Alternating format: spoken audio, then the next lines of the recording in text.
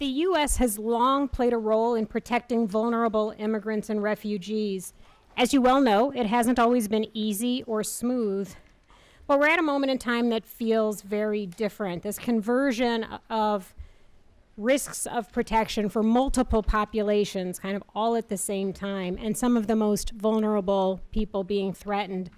Unaccompanied children, refugees, people fleeing persecution and violence, DACA recipients who were brought here as children, and more. So this panel is going to dive a little bit deeper into some of these issues. And I am really thrilled with our panelists. We're going to have a discussion, wide-ranging discussion, and we're looking forward to hearing from you all as well, because we know there are so many experts in the audience as well that I think we could have 20, 30, 40, 50 really strong panels if we just pulled from people here. So my panelists are, and many of you know most of these panelists, Alejandro Solorio Alcantara is the head of Hispanic and Migration Affairs section at the Embassy of Mexico. Alejandro works with the consular offices around the United States. Alejandro, is it 50 or now 51? 51. It's 51 now. And spent time himself at the consulate in Sacramento before coming to Washington. Next to Alejandro is Mark Hetfield, President and CEO of the Hebrew Immigrant Aid Society, or HIAS. Mark is an expert on immigration and refugee policies and programs with about 30 years of experience in the U.S. and abroad. And then Wendy Young, President of Kids in Need of Defense, or KIND.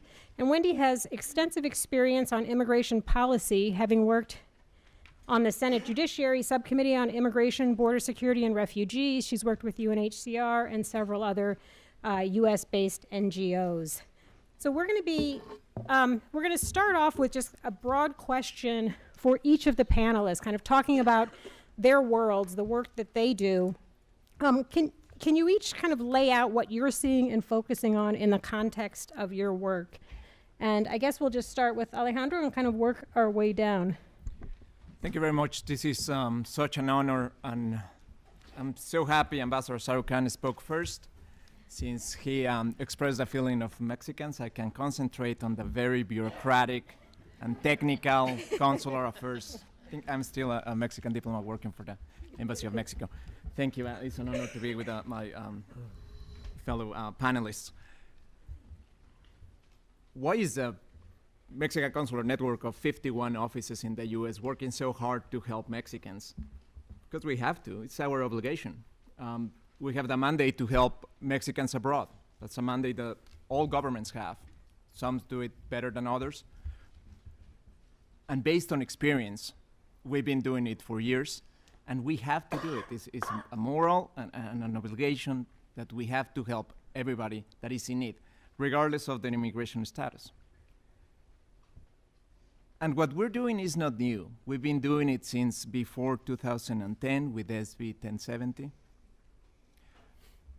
And we tried to do it a little bit shifting positions with a possible immigration reform in 2013, a little before with DACA renewal, unaccompanied minors. So it's been like a roller coaster, but we've been improving the way consular services are provided to Mexican nationals here in the United States. What we're seeing nowadays, and this is not new for all of you, is uncertainty and fear. And not only for the undocumented people.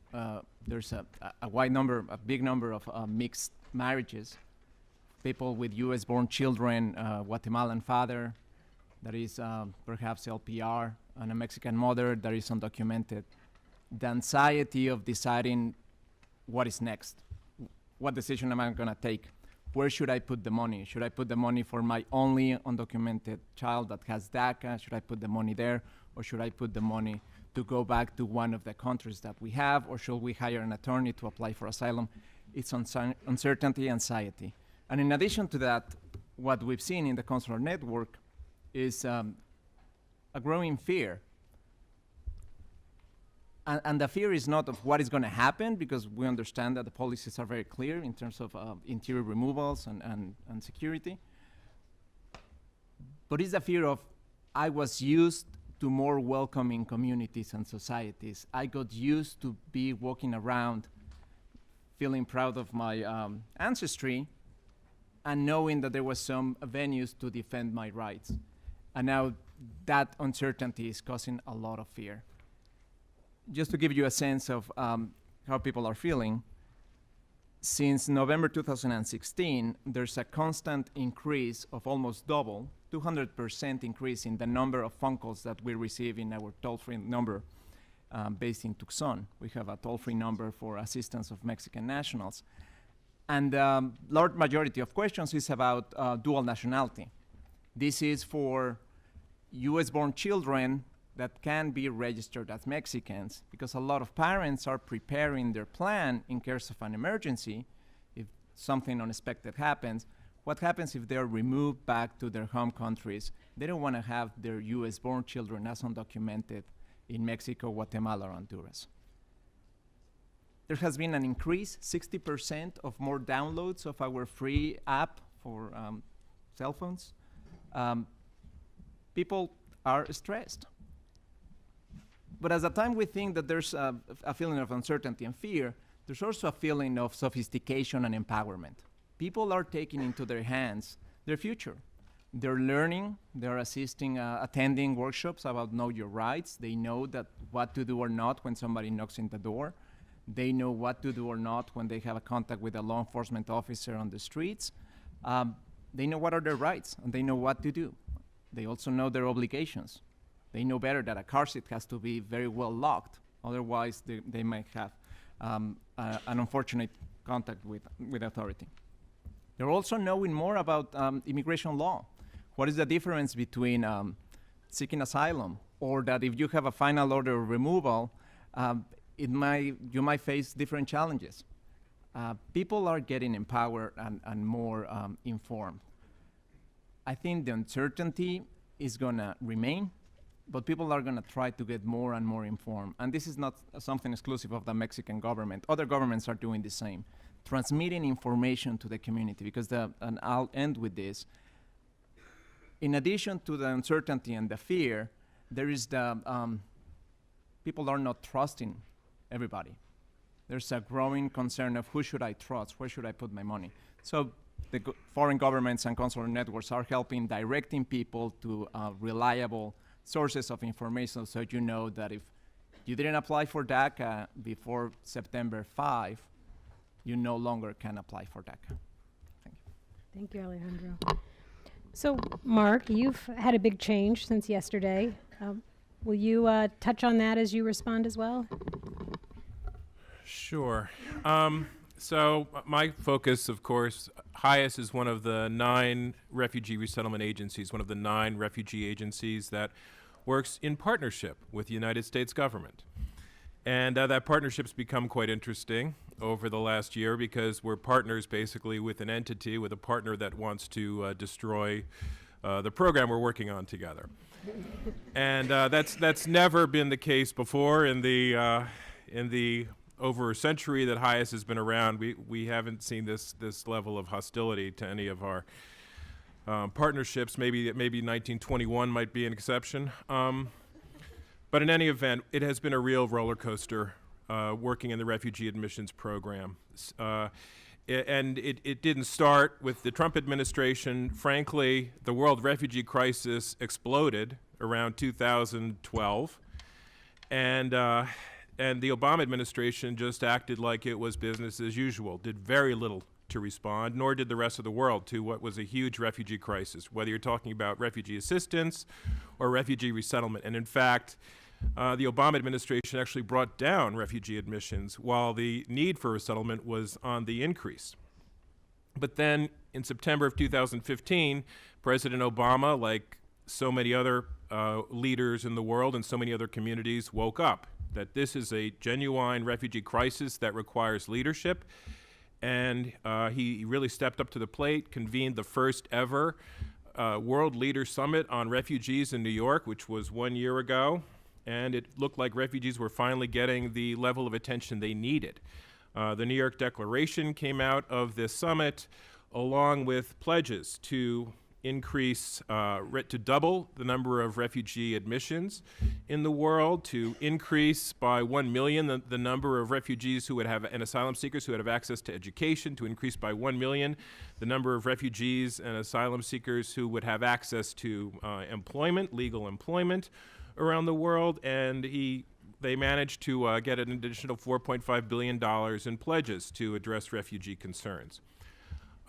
So the United States pledged to accept 110,000 refugees for fiscal year 2017. Well, we have reneged on that pledge, and as a result, I don't think we can press any government to do any of the things that they pledged at that conference. It's really, and not only that, but the U.S. has also, in spite of the rhetoric that you heard at the UN last week, it's not like we're taking the funding we would have spent on resettlement and spending it instead on refugee assistance. We're not. The president proposed cutting the refugee assistance budget by $400 million.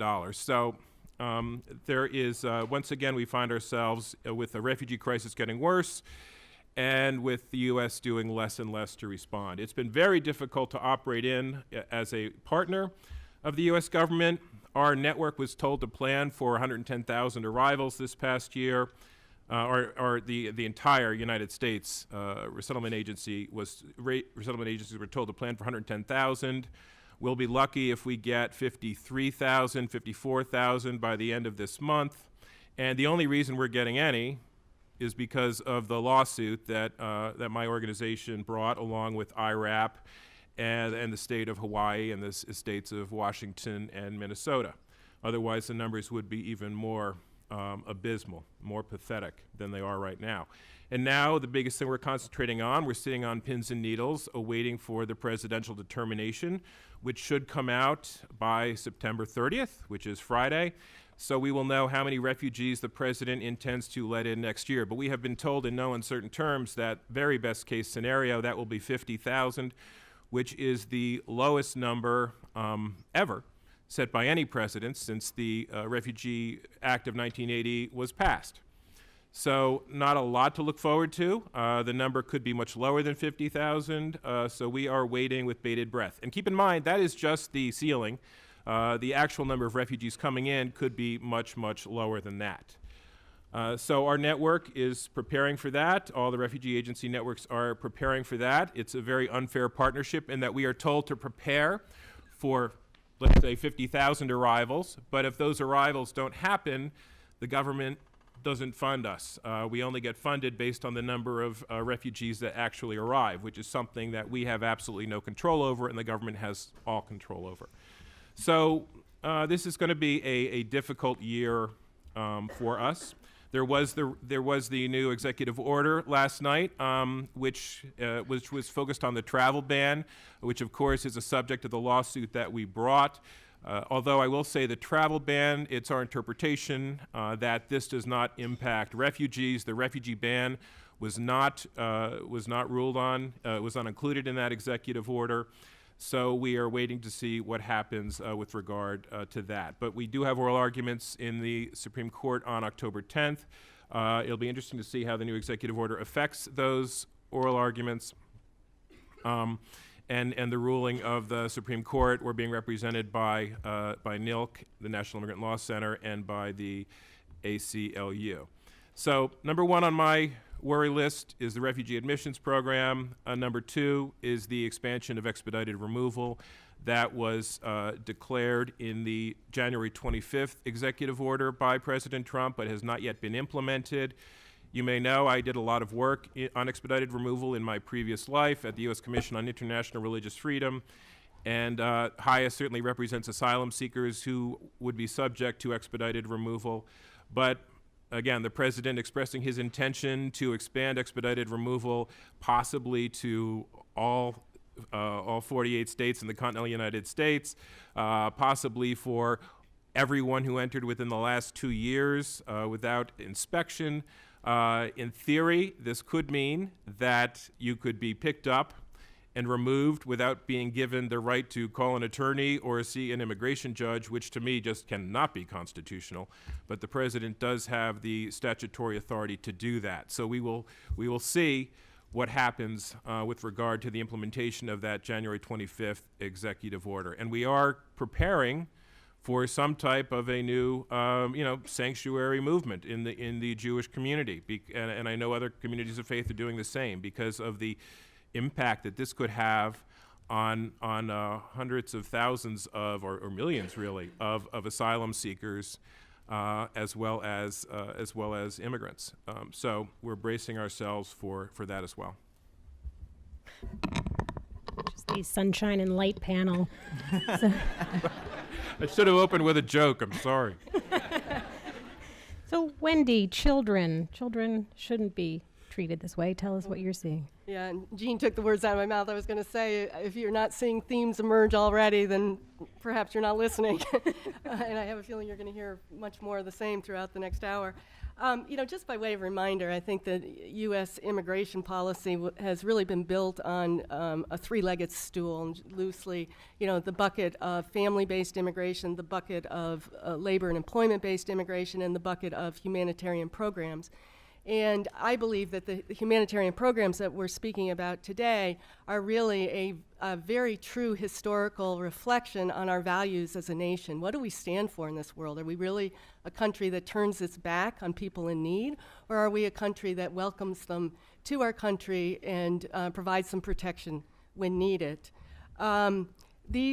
All of the humanitarian programs, I believe, are under attack like they never have been before. Resettlement, temporary protected status, the protection of unaccompanied children, the DACA program.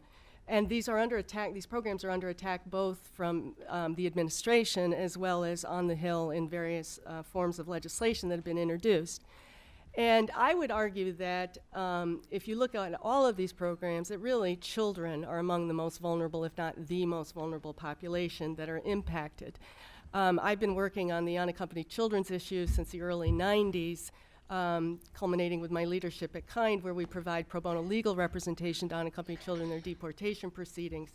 And over time, what we saw was the slow kind of evolution of policy, generally heading on a trajectory of protection for unaccompanied children, recognizing that these are kids first and foremost and migrants secondly, and that you really cannot expect children to go through an immigration system that's fundamentally designed for adults and expect fair outcomes. So it took a lot of time. It took two pieces of legislation, first passage of the Homeland Security Act in 2003, and then the Trafficking Victims Protection Reauthorization Act in 2008. But generally, you saw policy evolving in the right direction. All of that is in question right now. And really, echoing what Mark said, I think some of this began under the Obama administration when the child migration crisis broke in the summer of 2014.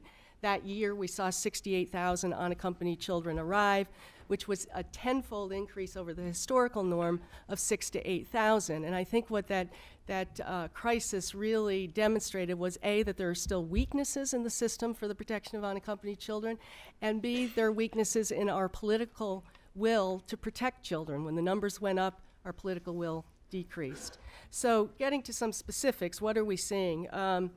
Well, first let me mention a few things that were put in place under the Obama administration that we saw as positives.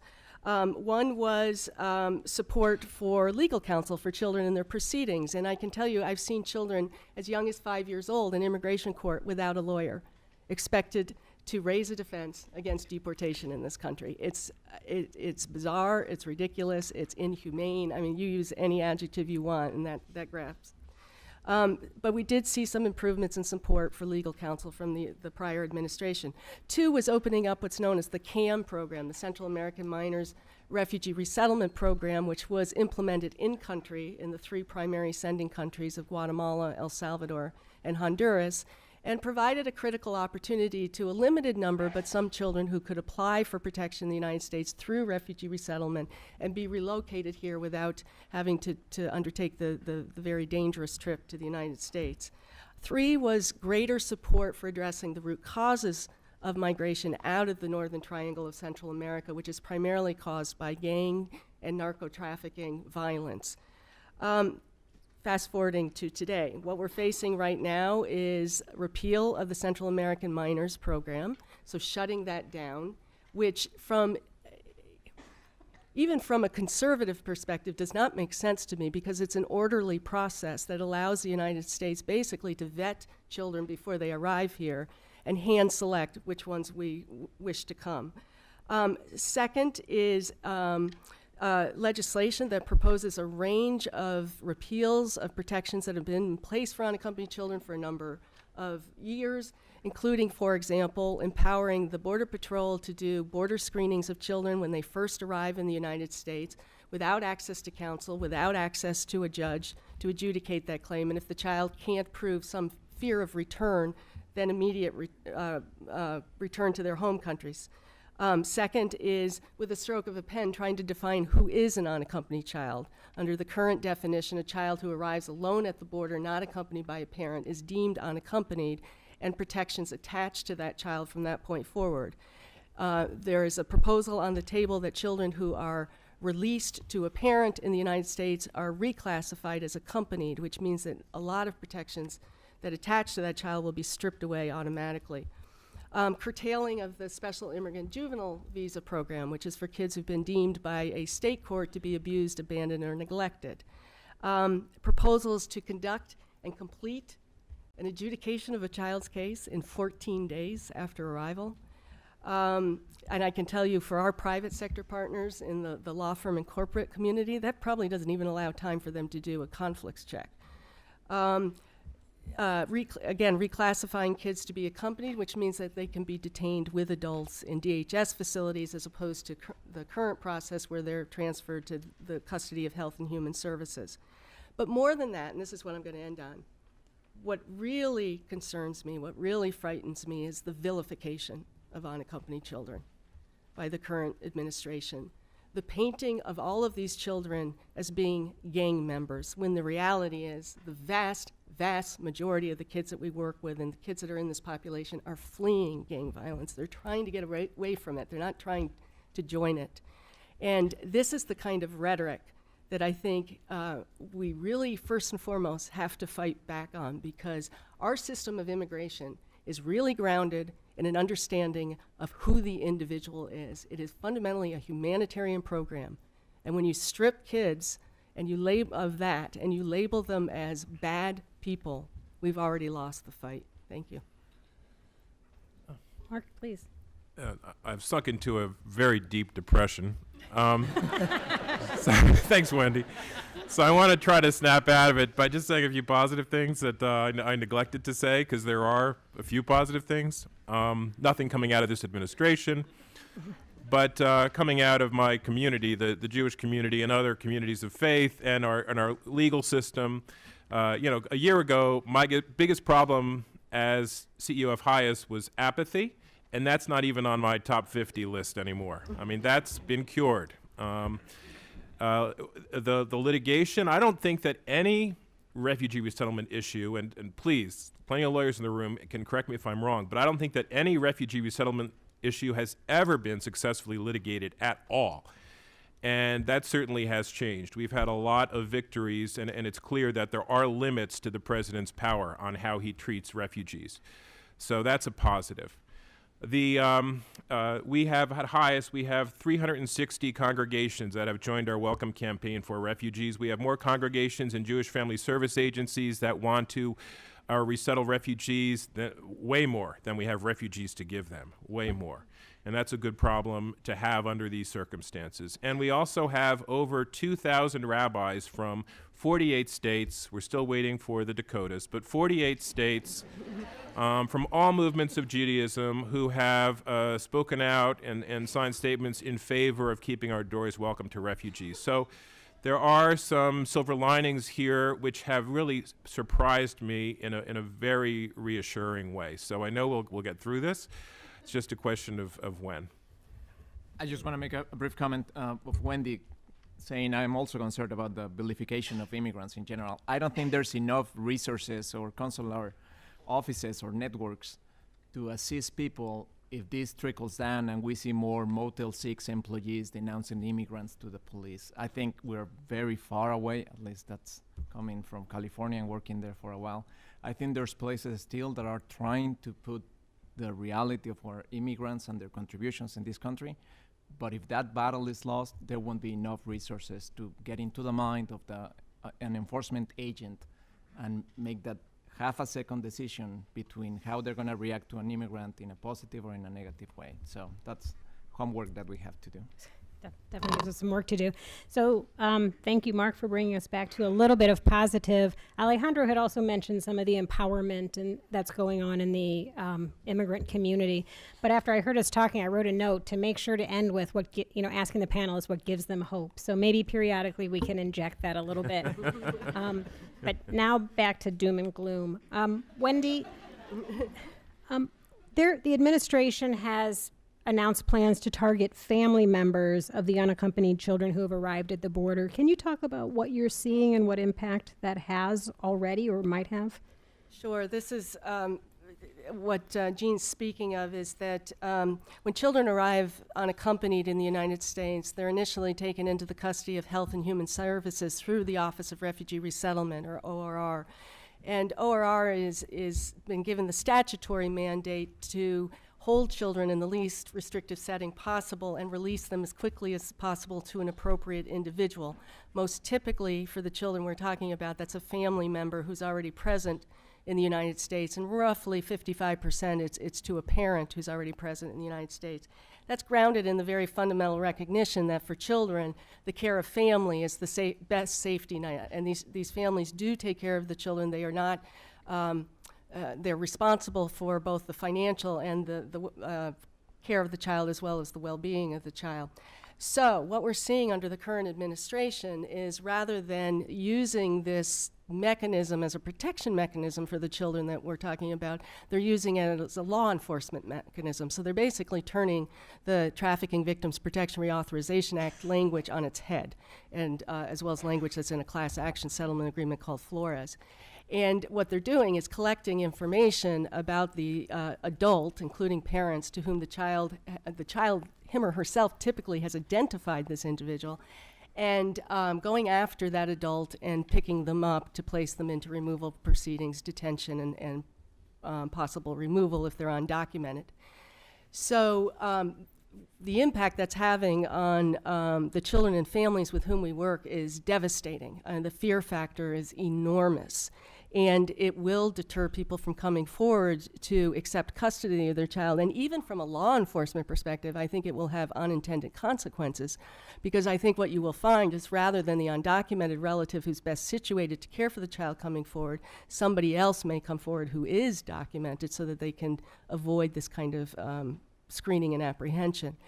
So a very ill thought through policy from our perspective that I think is going to have devastating ripple effects throughout the program. And also, I should say, we'll end up with kids probably staying in custody for much longer with the federal government, which is an expensive proposition. Thank you.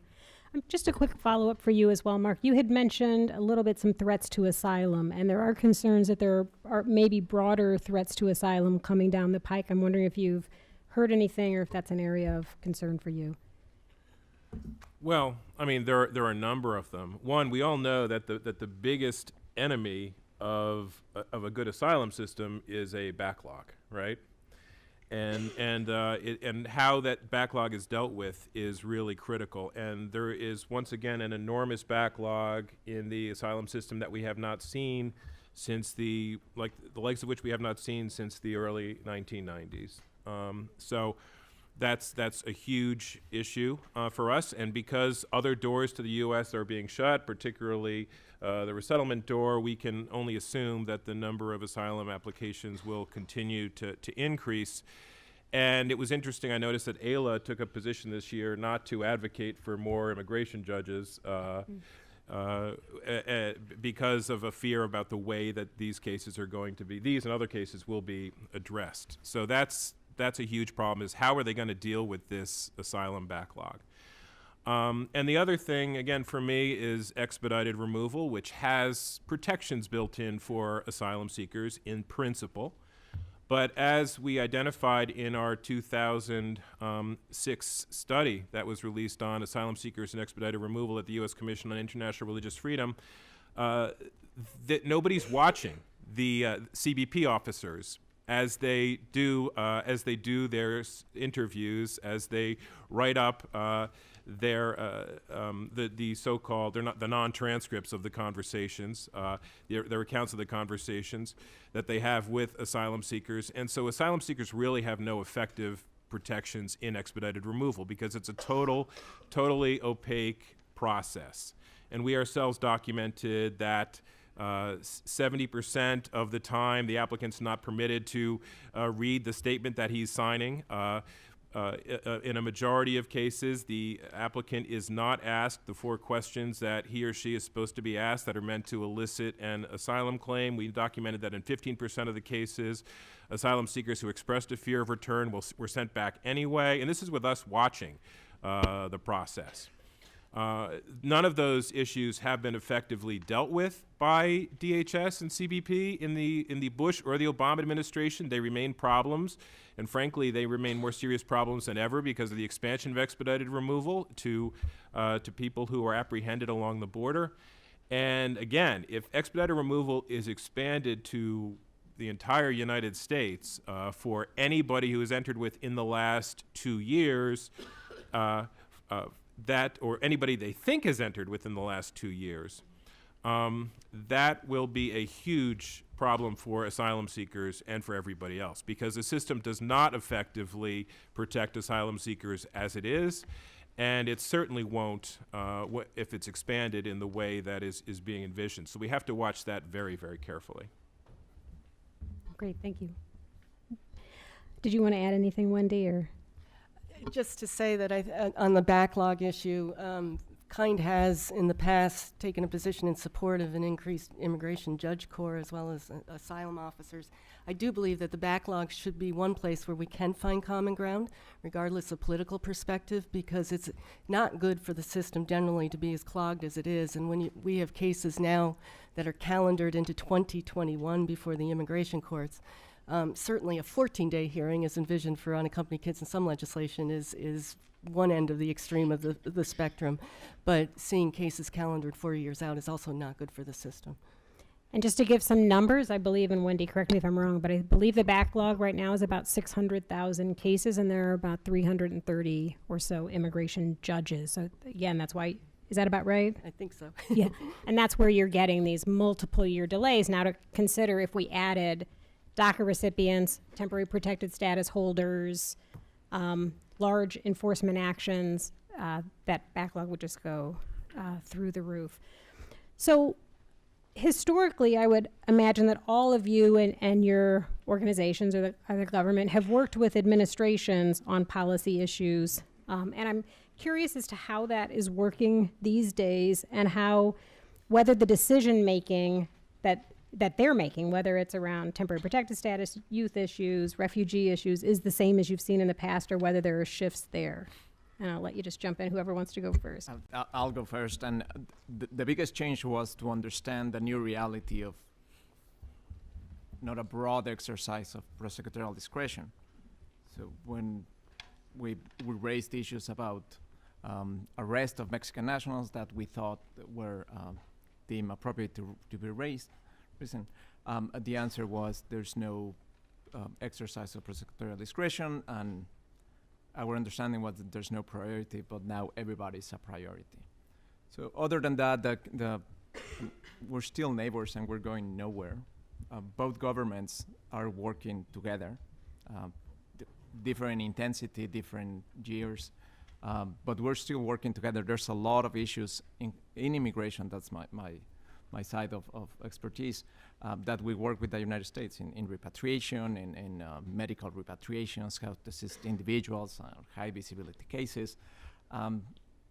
It's been different, but I believe that and this is a positive note, there's extremely professional, I think that encompasses everything, individuals in the U.S. government, that they do their job every day, and it is a pleasure to work with them as other foreign government official, to work with them in issues that might be contentious or we have a different interpretation of how things should be, but the fact is that they are the way they are, and we need to tackle them in the best way possible so the impact is decreased for the individuals.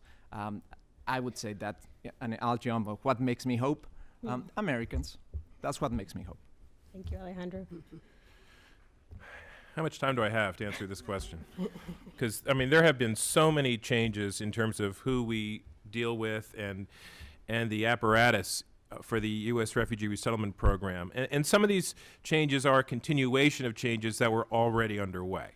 When I started in this field, again, which was almost 30 years ago now, the State Department was in very firm control of the Refugee Admissions Program, worked in close partnership with the National Security Council.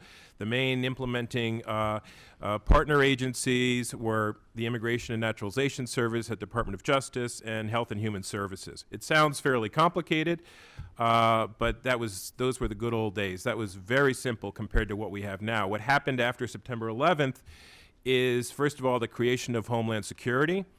And second of all, the security apparatus of the U.S. government has done a takeover, a slow takeover of the U.S. Refugee Admissions Program. And they are really in control right now because of the extreme vetting that refugees have had to go through for many, many years now. And these are vetting processes that have been continuously and repeatedly enhanced since 2001. And I've noticed that the government likes to add on new security protocols and procedures, but never takes old ones away. So it's just become an extremely laborious process, which really State Department has really limited the State Department's ability to drive the program. But now those changes have been exacerbated over the last few months in the current administration in a number of ways. One, in terms of the Refugee Admissions Program, the National Security Council was the lead at the White House for coordinating decisions about refugee admissions. That's no longer the case. The Domestic Policy Council and Stephen Miller are really calling the shots more than anyone else in terms of the conversations about refugee admissions. That's a very significant change. Two, is that there's nobody home at State Department, right? I mean, in terms of political appointees, those positions are not being filled.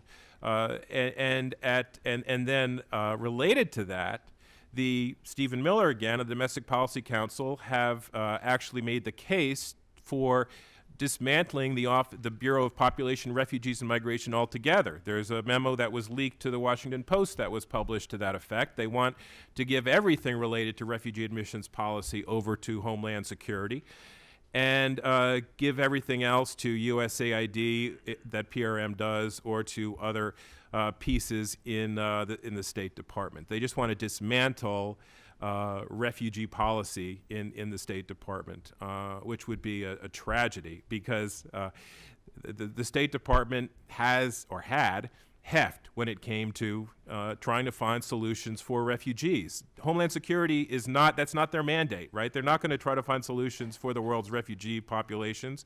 They don't care about humanitarian policy. That is not their mandate.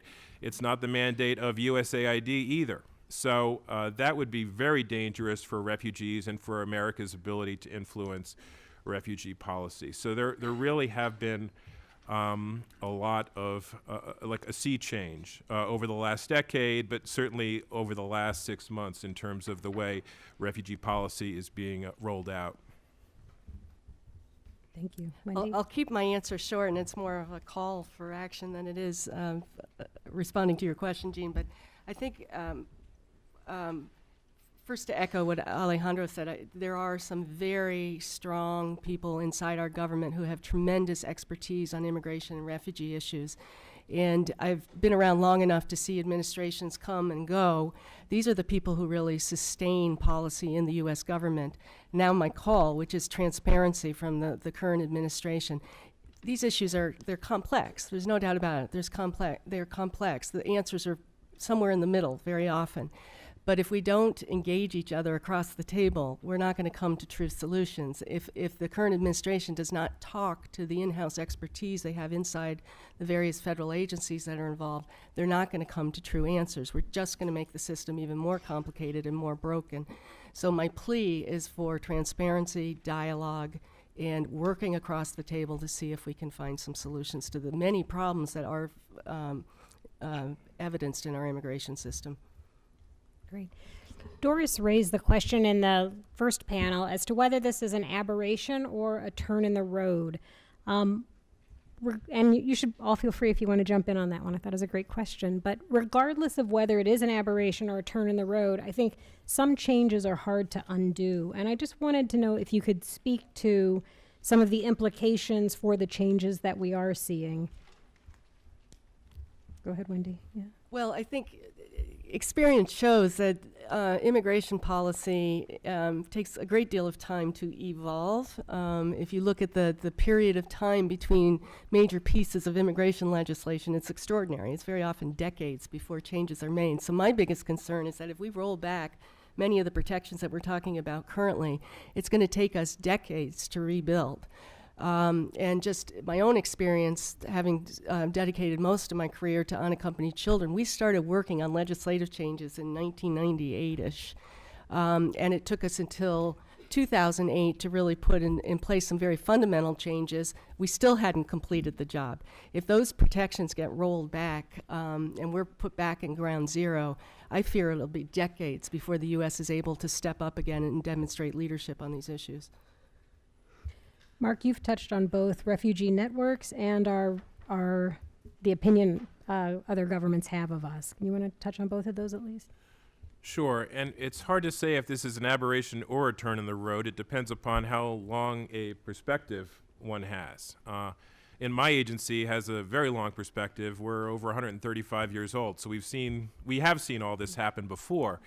We saw this happen, as I said before, in 1921 when the Emergency Quotas Act was passed by Congress, when there were very similar political sentiments in this country that there are today. The problem is that was meant to be a temporary measure that expired after what was meant to expire after 1 year, but it actually remained in effect until 1965. So we're hoping the current measures don't remain in effect for the next 44 years. We have to make sure that does not happen. We definitely do find that these sentiments are cyclical, but at this point, there's as much or more pro-refugee sentiment as there is anti-refugee sentiment. So we're a very divided country, and that is reflected certainly in our refugee policy and in our approach to refugees. But certainly in my community and in most other communities of faith, there's a real effort to make refugees feel welcome and to get past this. I'll try to explain myself as difficult as a diplomat and a foreign observer. But based on what we hear from the consulates, and Mark was talking about a divided country, it does change the view in Alabama and California and the way the communities feel. So that gives some hope that this might be something temporal and that things will change. But I think regardless of the policies, what we need to be very careful and pay attention to is the feeling of individuals in the U.S. towards immigrants and foreigners. Mexicans are no longer coming in the way they used to come, but we're still the worst of the worst. And if that stays, that's, I think, is aberration. It's gonna stay forever. And I think that's something we need to pay attention to, regardless of how immigration policies might change and be more welcome or not.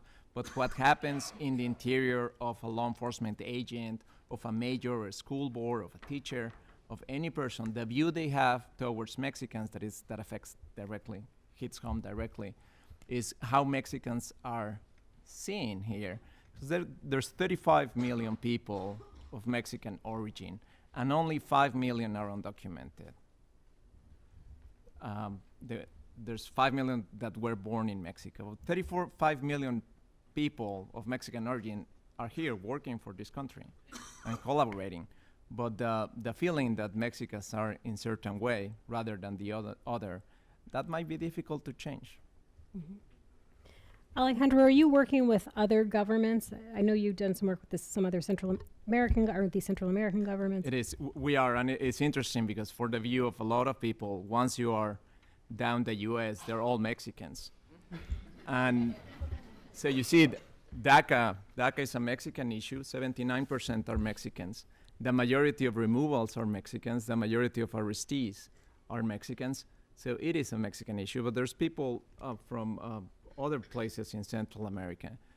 And because we have the majority of people impacted by these policies, we partner together to complement the efforts and maximize our reach. There's an initiative that we have that with the 3 countries of Central America, the Northern Triangle, called TRICAMEX, the 3 countries of Central America and Mexico. It started in the Rio Grande Valley to provide assistance to unaccompanied minors in the summer of 2014 and the following years.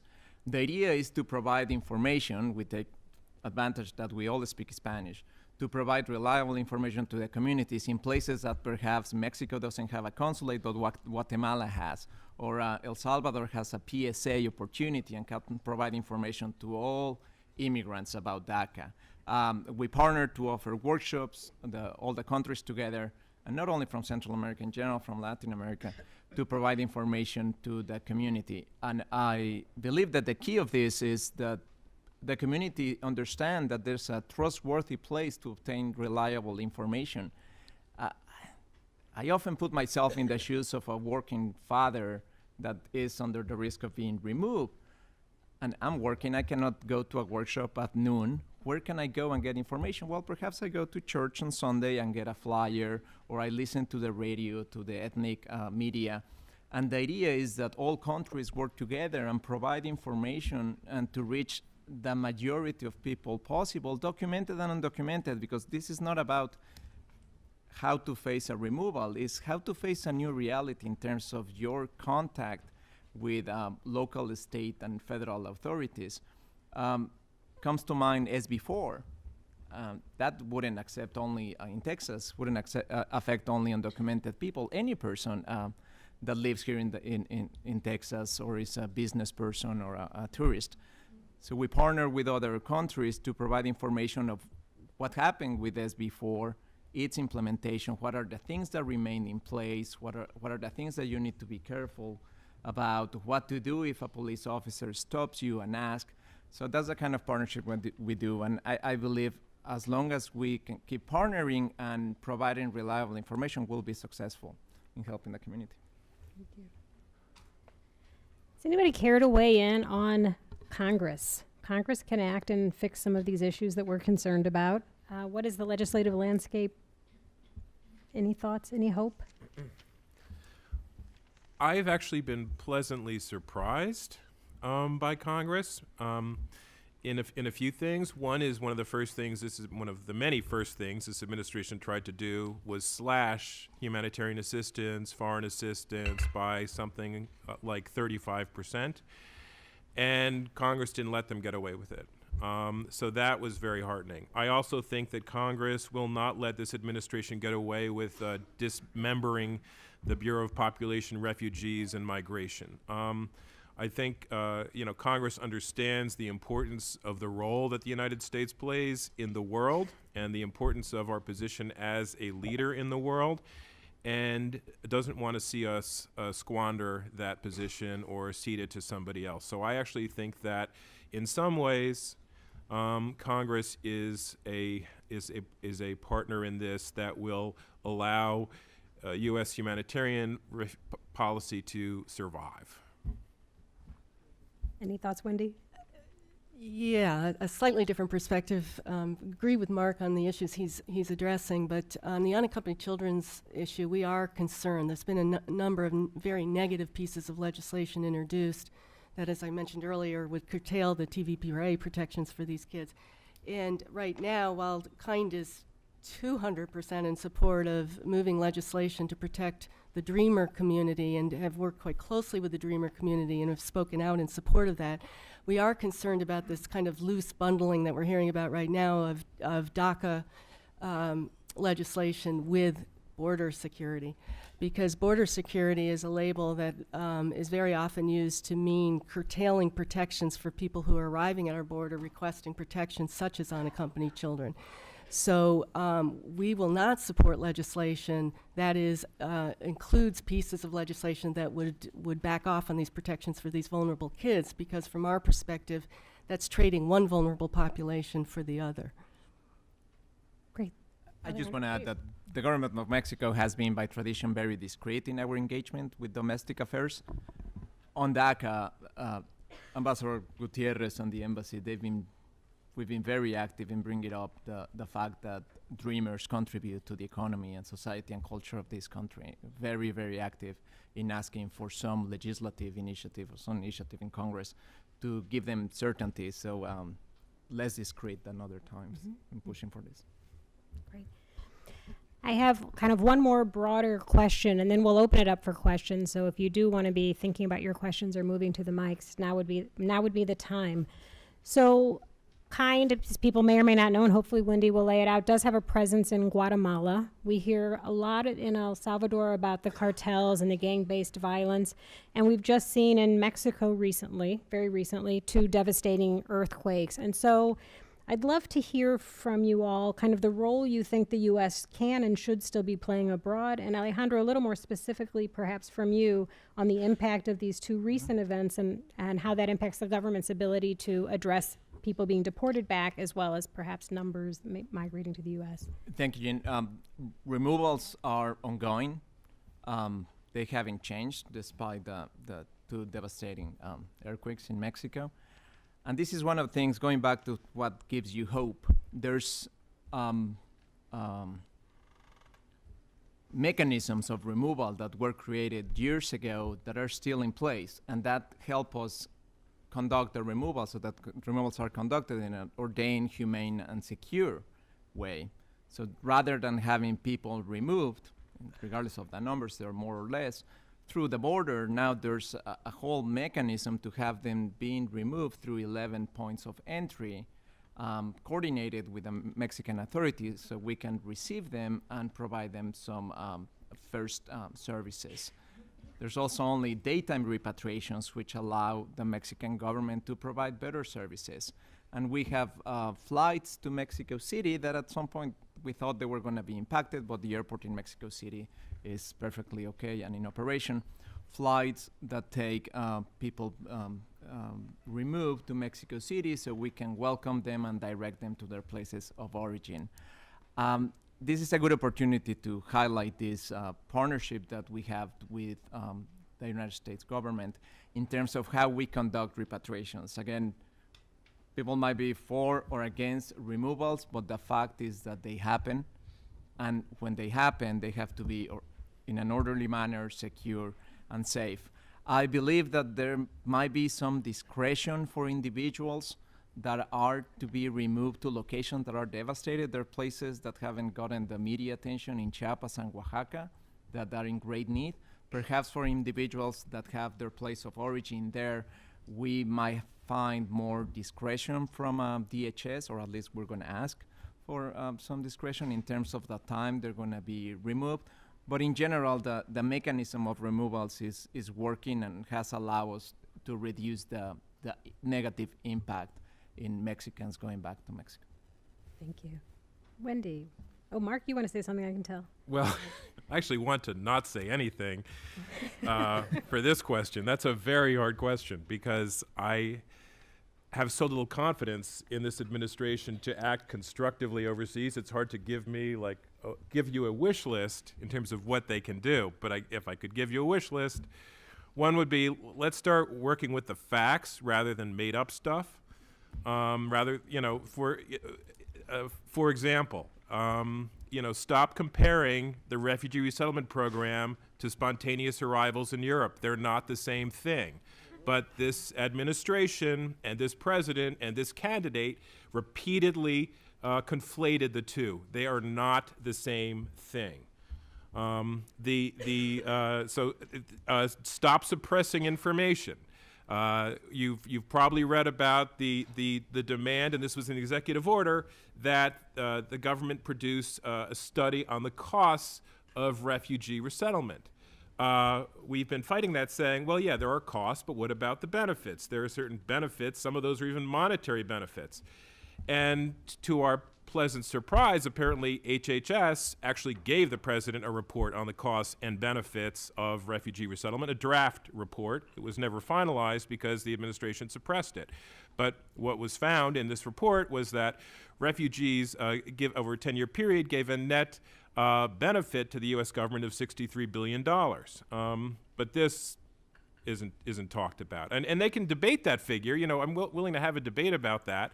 But don't just suppress it and not even discuss it. And so I'd like this government to get on the world stage and say, you know, refugees actually are an asset to this country and to other countries. But I don't see how they can say refugees are a threat to us, but we hope other countries are kind to them, which is their current approach, which is basically the message that President Trump gave at the UN. And the other thing I would say is, you know, stop pretending that this is a brilliant new idea, that we want to assist refugees where they are close to home rather than bringing them all here.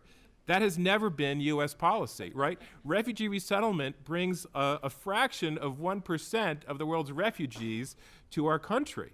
It's just to show that we believe that refugees are an asset, that we want to share responsibility, but that has never been the primary MO of the U.S. refugee program, right? We focus on giving refugee assistance overseas to keep refugees safe where they are, for better or for worse.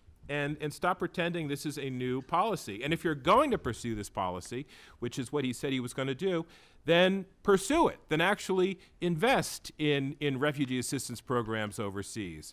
Actually try to make refugees part of development strategies overseas with host communities. Don't slash funding, which is what he's actually trying to do. So that would be my wish list, is deal with the facts and actually you know, promote refugees for what they are. Don't vilify them, which is happening to refugees as well as children, as well as Mexicans. And actually do what you say you want to do in terms of making them safe in their and integrated in their countries of first asylum. Thank you. Okay, Wendy. Well, KIND does work in both Guatemala, Honduras, and Mexico now, and we do so with the fundamental belief that it's important to take a comprehensive approach to the protection of child migrants, recognizing again that they're children first and migrants second, and that true solutions to their migration are really found through comprehensive approaches, including addressing the root causes of why they're migrating to begin with. I often say I'm one of the few immigrant rights organizations that will tell you the kind of migration we work on is inherently not good. You know, children moving alone without being accompanied by parents, very often in underground channels, inherently puts their safety at risk. Having said that, what we're seeing now, and I will say, going back to 2014, we did see a very positive, I think, dialogue developing between the countries among the countries of Central America, Mexico, and the U.S. government to try and look at the root causes of the migration and find true solutions that would allow children to remain home in safety and enjoy the childhood that they should enjoy with their families and their communities. But under this administration, we're seeing that kind of turned on its head again. And just to give you one example, there was a conference earlier this year in Miami about migration from Central America, at which the governments were present, UNHCR was present, but no NGOs were invited to the table other than the Chamber of Commerce. And the dialogue was really around security issues and economic development. There was nothing included that addressed human rights or migration. So to me, it's a false conversation, because the main driver of that conference, there was nobody there with expertise to discuss it. So this is the sort of thing that I think we really need to be very vigilant about as we look at root causes, is to make sure that it is truly comprehensive and that human security and human development, children's rights, are very much at the core of that discussion. Thank you. Okay. I'd like to open it up for questions. We need the first brave person.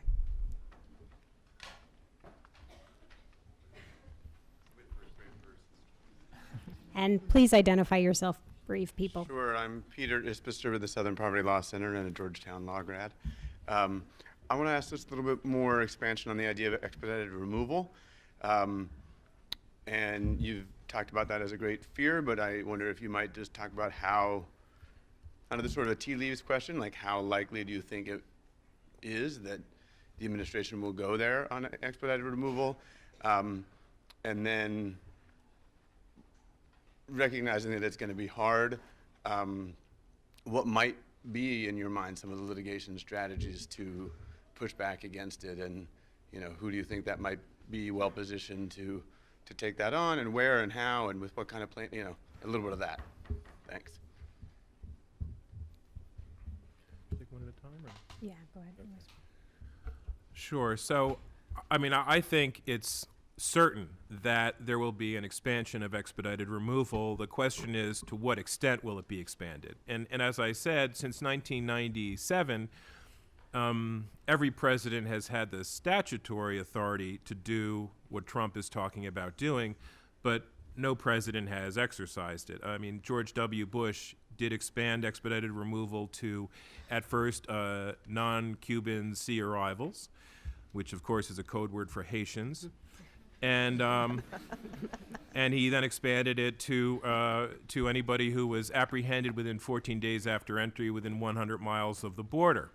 And my guess is they didn't expand it any further than that because they felt it might not pass muster in terms of due process, because the whole process is just so barren of any due process. There's no transcript, there's no recording, there's no meaningful monitoring of anybody who's going through the expedited removal process, and there's none of that with regard to identifying potential asylum seekers and referring them for a credible fear interview. So I just think it couldn't possibly pass muster. So I think there are plenty of litigation strategies if it is expanded. I think it's certain to be expanded. I don't think it will be expanded to the maximum extent allowed by law, which again would be 2 years after entry. But I've heard, and it's just rumors, but that there will be a more limited time frame, maybe 1 year after entry, during which expedited removal could be applied. But also, could they really, as they do now? I mean, they prevent people from contacting counsel when they're in expedited removal. Would that really pass muster if somebody's picked up in Chicago after being here for 11 months? I can't believe that it would. So I think there are going to be plenty of litigation strategies depending upon how far this administration tries to push the envelope, but I'm quite certain they're going to expand expedited removal dramatically. They just realized that they couldn't do it the way they tried to institute the refugee ban and the travel ban, which was turning on a switch overnight. I mean, they recognize that there's going to have to be some semblance of a process to expanding expedited removal. For unaccompanied children, statutorily, unaccompanied children are exempt from expedited removal with one very noticeable exception, which is Mexican children. And there, the TV Puree establishes kind of a UAC specialized form of expedited removal where the child has to demonstrate either they have a fear of return, there's a risk of human trafficking, or the child lacks the capacity because of age or some other developmental reason to basically withdraw the request for admission.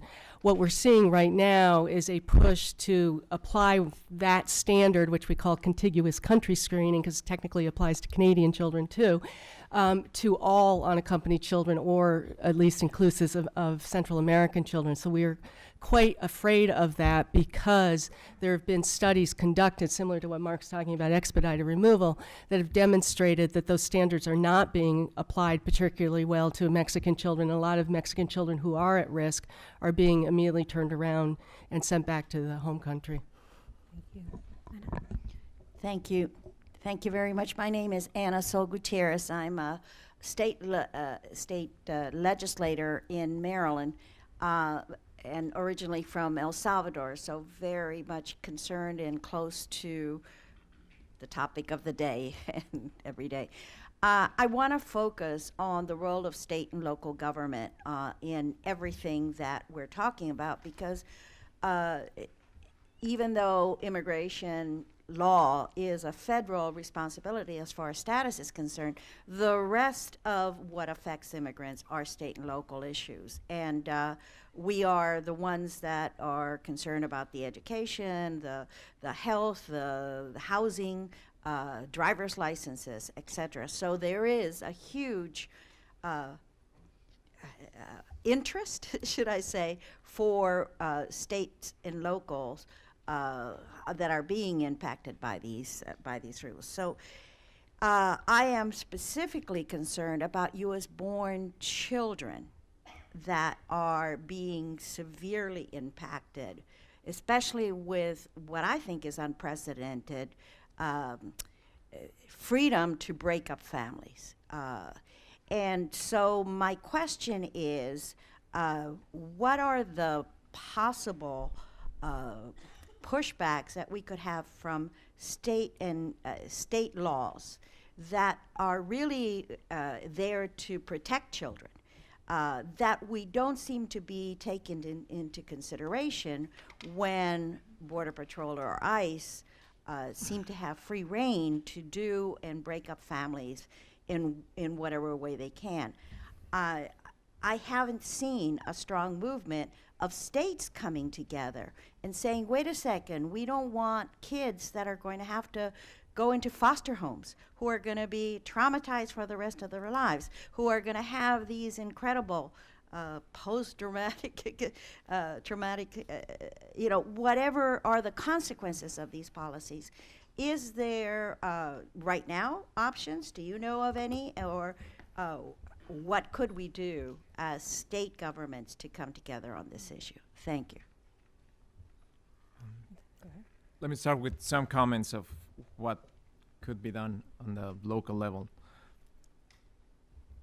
When secure communities was widely used, the consulates of Mexico engaged local authorities to raise the issue of the loss of trust in local law enforcement. And I believe we were successful with some major sheriffs and police departments. And I believe the same effort could be replicated now to raise the issue to local authorities about what is happening in their communities with the enforcement of immigration policies. And something the local authorities could do is to enact policies to get more transparency and accountability in case there's an incident of abuse or discrimination by local authorities, so there's consequences, and they think twice about what they're doing to any community, and particularly to the immigrant community.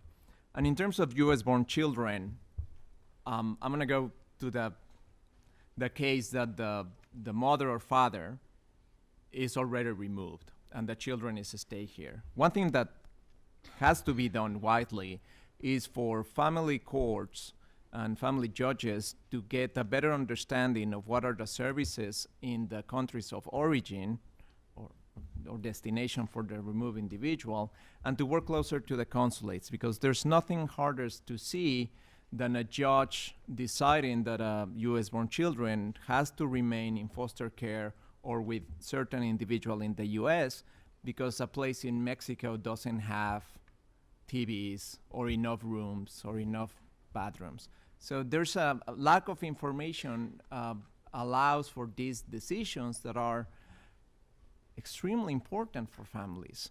So I would encourage more contact with the consulates of all the countries, and also to understand that the reunification process of US-born children with the removed relatives in their countries of origin can be done using technology. You can use Skype, so you have the relatives participate in the hearings.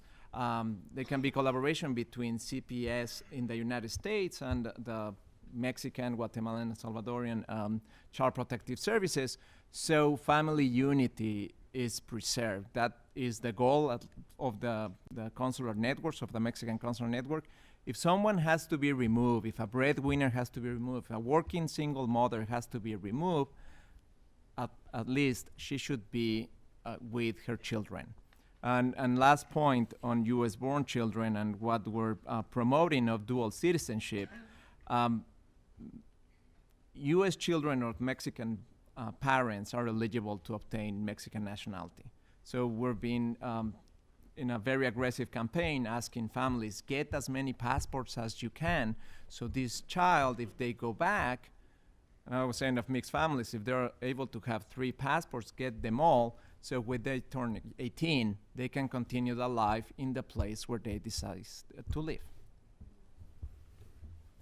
Any other comments? I would just say that obviously the states and municipalities are key partners in all of these discussions. And on the unaccompanied children's work, we're seeing both positives and negatives unfolding. The negatives being that we're seeing a significant amount of backlash from state courts against kids who are seeking predicate orders in order to be eligible for special immigrant juvenile status. And the courts are generally saying, why are you in my courtroom? This is an immigration issue, and really resisting our ability to access that very necessary predicate order to move the children into status. From the positive side, we're also seeing a lot of states and localities starting to step into the void that the federal government is leaving, particularly from our corner of the world, very supportive of seeing states and localities support legal services for unaccompanied children. This is something we're seeing in Los Angeles, Seattle, here in DC, Montgomery County, New York City. So some funding, albeit not at the level that the federal government has been able to traditionally provide, but to support this very critical service for these kids, again, to help them move into status. Thank you. Come on, head over there. Hi, my name is Tanya, Tanya Karras. I'm a freelance reporter covering primarily refugees and immigrants. You had mentioned a little bit the New York summit, the New York Declaration and Refugee Summit that Obama hosted in New York last year. And I was wondering that given that the U.S. has pretty much stepped down from its leadership role in that, whether you've still seen any progress in spite of that, and whether there, other countries are stepping up, and whether you think that any of the commitments that were made by other countries still might happen. So is there any chance that other countries will step up to fill the void of U.S. leadership? We were hoping for that, and we were lobbying hard last year for a country to pick up the mantle, which was supposed to happen, to have a follow-on summit, at least a ministerial level summit this year on the margins of the UN General Assembly. But no country was willing to step up. We were hoping maybe Canada, maybe the Netherlands, but it didn't happen. And at this point, as I said, maybe we should just be thankful that that summit happened when it did. Be thankful that 193 countries, which is more than there are, way more than there are signatories to the Refugee Convention, basically reaffirmed the Refugee Convention unanimously through the New York Declaration. That in and by itself was a very positive event. But the fact is that the U.S. literally can't lead on this right now. I mean, we can't because we reneged on our pledges. So there's really very little that we can do to hold other countries' feet to the fire on that. Nor can we encourage other countries to hold other countries' feet to the fire on that. So I'm pessimistic that there will be a lot of any further fruit that comes out of that. I know that the UN Refugee Agency continues to take this very seriously, and it will be a focus at the Executive Committee meeting next week in Geneva, and it will be a focus at the High Commissioner's Dialogue in December. But the bottom line is we know that the UN is only as strong as the states behind it, and the political will to push the refugee issue has withered by most countries except for those that host refugees like Lebanon and Jordan and Turkey. So I'm not optimistic that much good will come out of the summits, of the September 19th and 20th summits of last year, but at least they did put the world in a better place vis-a-vis refugees than they were before. So there was at least progress. Go ahead, please. Hello, I'm Bill Botts from Virginia. For the last 15 years, my wife and I have made annual church mission trips to the Northern Triangle countries. For the last 5 years, we worked with individual families who've received unaccompanied minors. And for the last year and a half, we worked with the CAM program. Some of those cases came to conclusion before the current administration took action. My question is this. Most of those successful cases involved parents who themselves had TPS status. So my question goes to the intersection of two refugee programs, really. What will happen, or what is likely to happen in those cases where the minor gains refugee status with a lawfully present parent who may lose that lawful presence? Well, first, thank you for your work. And yeah, you've put your finger on a real vulnerability, I think, which is the children who've been granted refugee status should be allowed to remain, but if the TPS is revoked from the parent, then they are made vulnerable in those issues that you raised before. Family fragmentation will occur in another scenario, if you will. The second thing I would point out is that a significant percentage of the kids who have come through CAM were actually granted parole, not refugee status, and parole is also another vulnerable status that can be revoked because it's discretionary. Okay, go ahead, take over here. Thank you very much. My name is Anna Rose Siegel, and I'm a law student here. And I really appreciated the conversation about sort of what is happening within the public dialogue, very strong responsiveness from some communities on the one hand, working to construct sanctuary cities and sanctuary communities, and on the other hand, the villainization of immigrants, refugees, asylum seekers, UACs. And I'm interested to hear what your thoughts are on recent litigation surrounding these groups and the impact that that's had on the public discourse. Particularly, actually, the Supreme Court discussion that focused on bona fide relationships as opposed to policy considerations. Thank you.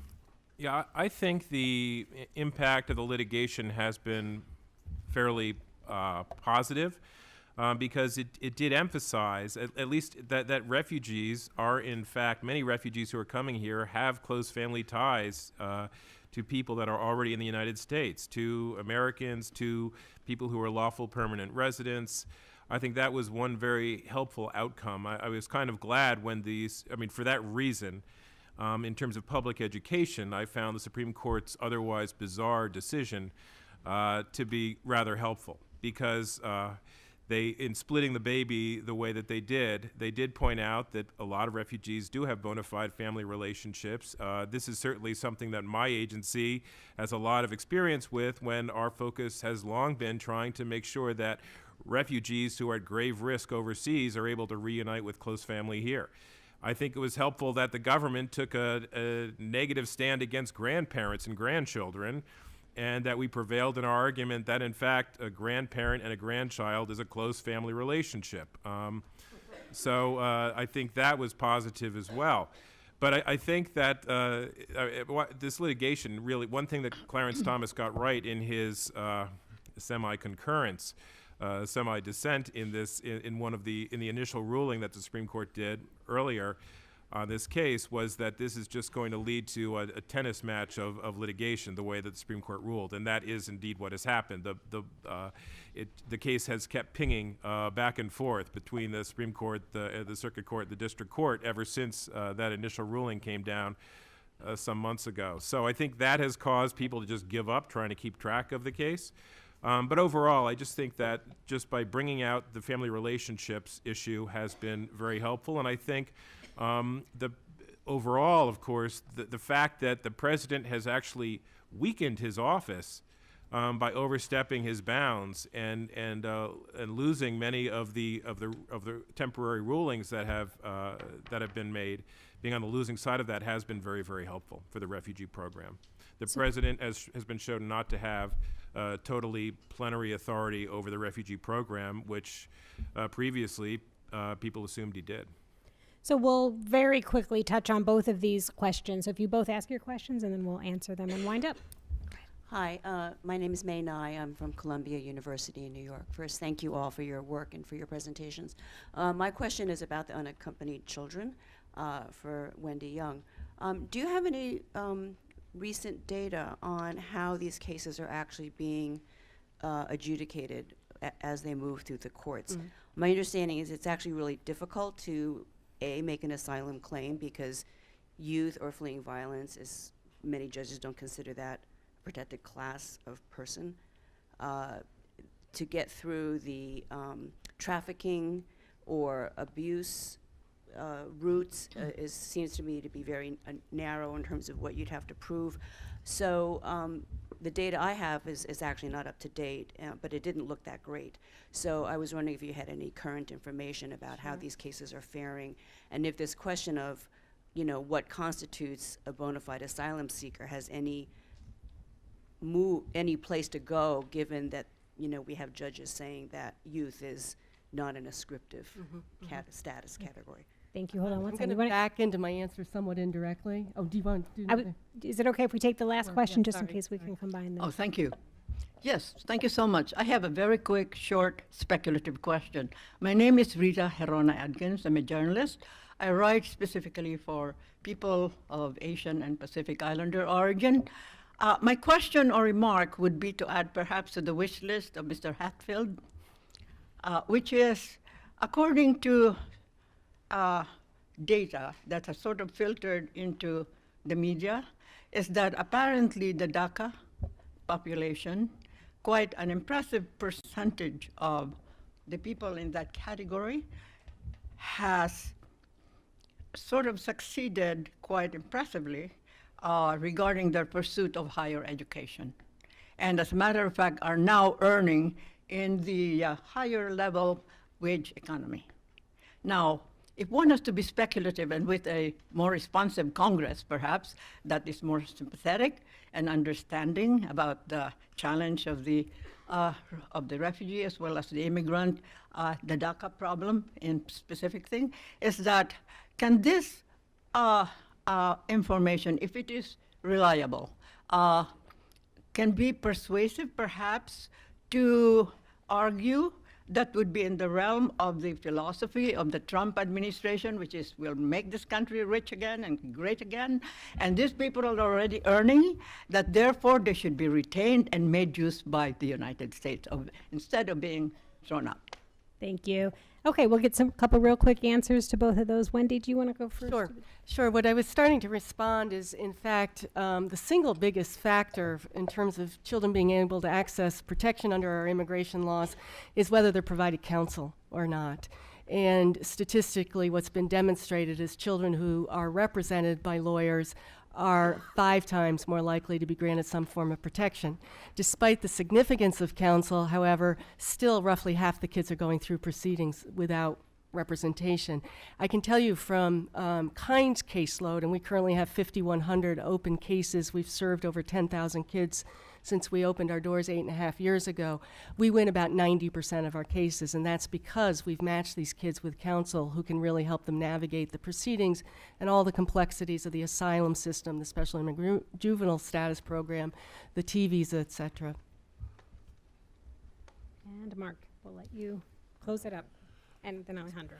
Sure, and I think the statement made in terms of my wish list and DACA applicants is absolutely true. I mean, there's no question that these the DACA recipients are by definition a huge national asset, and to remove these people who have been educated in the U.S., who are working in the U.S., who are paying taxes in the U.S. is just nuts. It just doesn't make any sense, and that it's totally consistent with the finding that refugees contribute $63 billion to the coffers of the United States government. You know, we have to look at these things.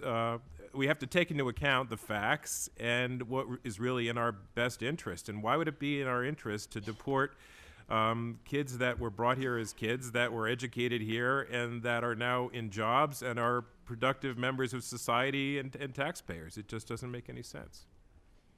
Rita, and your question allows me to say something that I wanted to say, but I didn't have the opportunity. Mexico would welcome dreamers with open arms.